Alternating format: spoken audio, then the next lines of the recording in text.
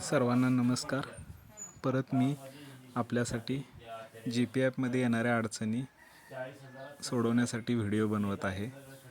तर आजचा विषय आहे, जी पी ॲपमध्ये माहिती भरली आहे अंतिम चाचणीची, परंतु ती माहिती 0 दिसत आहे.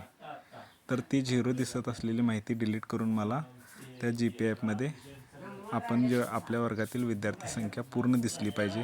यासाठी आपण काय करावे तर आपण पाहूया. चला. सुरुवातीला आपण जी पी ॲप ओपन करायचे.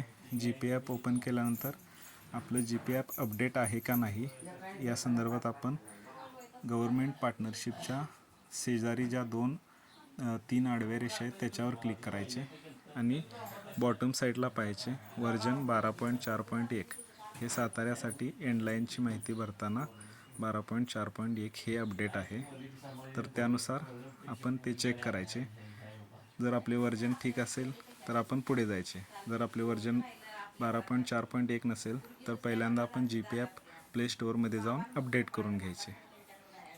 त्यानंतर माय स्कूलमध्ये जायचं. माय स्कूलमध्ये गेल्यानंतर आपल्याला आपल्या शाळेचे नाव दिसते, वर इयत्ता दिसते. तर त्या शाळेच्या नावाच्या खाली EL, फी आणि ओ. आणि EL म्हणजे एंडलाईन, फी म्हणजे व्हेरिफिकेशन आणि ओ म्हणजे ऑब्झर्वेशन.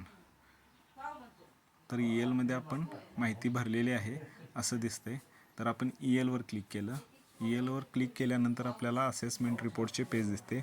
त्या पेजवर समरीमध्ये आपल्याला बेसलाईनची माहिती दिसते की 26/2ला 16 विद्यार्थी भरले आहेत आणि एंडलाईनची माहिती 20 तारखेला भरलेली आहे पण विद्यार्थी 0 दिसत आहेत.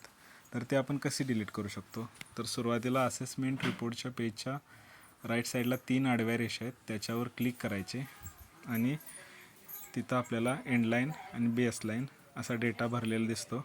तर ELच्या पुढे जे क्रॉस चिन्ह आहे त्याच्यावर क्लिक करून आपण डेटा डिलीट करू शकतो. डेटा डिलीट केल्यानंतर आपल्याला बॅकला यायचं आहे आणि सिंक्रोनाइज करायचं आहे. त्यामुळं आपण जो डिलीट केलेला डेटा आहे तो सर्व्हरलाही असलेला एंडलाईनचा डेटा डिलीट होऊन जाईल. आणि ते डिलीट झाल्यानंतर आपण BLवर क्लिक करून परत पाहू शकतो एंडलाईनचा डेटा गेलेला आहे.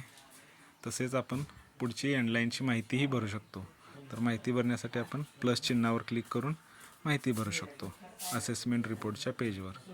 त्या ठिकाणी आपण प्लस चिन्हावर क्लिक केले. प्लस चिन्हावर क्लिक केल्यानंतर ॲड टेस्टमध्ये आपण डेट सिलेक्ट करायची आहे, ज्या दिवशी आपण टेस्टिंग घेतलेलं आहे त्या दिवशी. त्यानंतर आपण what type of data are you entering त्या ठिकाणी इंटरव्हेन्शन डेटा सिलेक्ट करायचा आहे. त्यानंतर आपला पॉईंट आहे तो टेस्टिंग सायकलचा एंडलाईनवर जाईल. मग आपण एंडलाईनची माहिती भरायची, सेव्ह करायची आणि सेव्ह झाल्यानंतर सिंक करायची आणि BLवर क्लिक करून आपण समरीमध्ये माहिती पाहू शकतो. बेसलाईन आणि एंडलाईन भरलेली दिसेल. धन्यवाद. काही अडचण आली तर आपण आपल्या तालुक्याचे प्रथमचे समन्वयक आहेत त्यांच्याशी संपर्क साधावा. धन्यवाद.